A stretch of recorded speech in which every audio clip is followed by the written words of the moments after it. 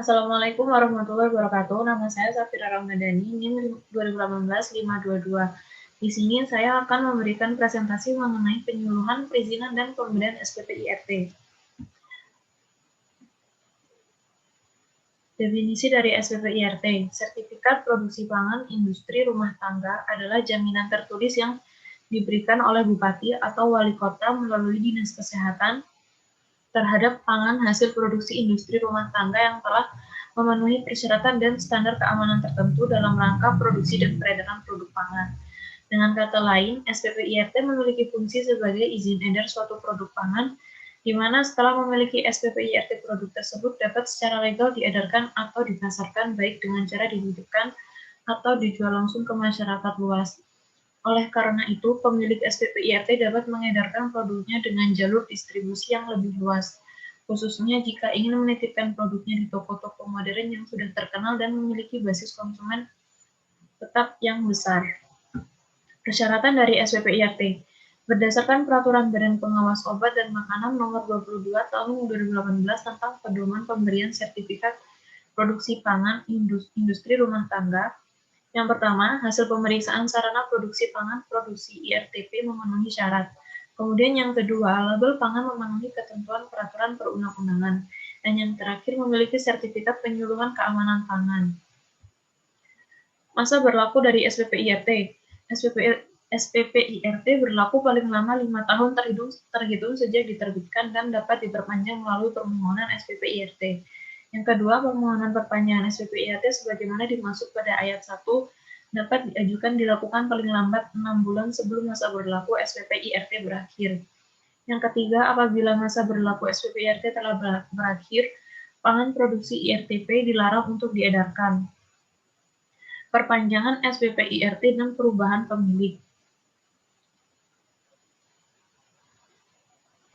Yang pertama, pengajuan perpanjangan SPP IRT dapat dilakukan paling lambat 6 bulan sebelum masa berlaku SPP IRT berakhir. Yang kedua, perubahan pemilik atau penanggung jawab IRTP harus dilaporkan kepada Bupati atau Wali Kota unit pelayanan terpadu satu pintu. Yang ketiga, proses perpanjangan dan perubahan pemilik sama seperti proses permohonan SPP IRT. Kemudian yang keempat, pemilik atau penanggung jawab IRTP yang sudah memiliki sertifikat penyuluhan keamanan pangan tidak diwajibkan mengikuti kembali penyuluhan keamanan pangan.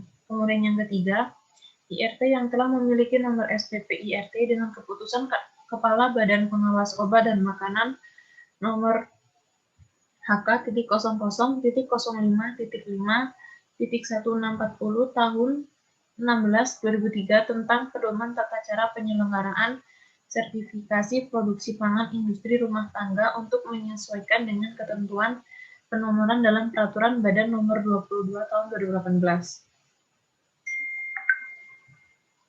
Pengurusan perizinan PIRT. Yang pertama, fotokopi kartu tanda penduduk pemilik usaha rumahan. Yang kedua, mengajukan pas foto 3x4 pemilik usaha rumahan sebanyak 3 lembar. Yang ketiga, surat keterangan domisili usaha dari kantor camat. Kemudian yang keempat, denah lokasi dan denah bangunan. Yang kelima, surat keterangan puskesmas atau dokter untuk pemeriksaan kesehatan dan sanitasi. Yang keenam, surat permohonan izin produksi makanan atau minuman kepada Dinas Kesehatan. Yang ketujuh, data produksi makanan atau minuman yang diproduksi. Yang kedelapan, sampel hasil produksi makanan atau minuman yang diproduksi. Kemudian yang kesembilan, label yang akan dipakai pada produk makanan minuman yang diproduksi. Yang kesembilan, menyertakan hasil uji laboratorium yang disarankan oleh Dinas Kesehatan. Dan yang terakhir, mengikuti penyuluhan keamanan pangan untuk mendapatkan SPP IRT. Tata cara pemberian SPP IRT yakni yang pertama, penerimaan pengajuan permohonan SPP IRT. Permohonan diterima oleh Bupati atau Wali Kota, unit pelayanan terpadu satu pintu dan dievaluasi kelengkapannya secara administratif. Kemudian yang kedua, evaluasi terhadap dokumen dan kelengkapan permohonan SPP IRT terkait dengan keamanan pangan. Selanjutnya, penyelenggaraan penyuluhan keamanan pangan dan pemeriksaan sarana produksi dengan industri rumah tangga, kemudian pemberian nomor PIRT, dan yang terakhir penyerahan SPP IRT. Pemberhentian SPP IRT, pemilik dan atau penanggung perusahaan melakukan pelanggaran terhadap peraturan di bidang pangan. Pangan produksi IRTP terbukti sebagai penyebab kejadian luar biasa keracunan pangan.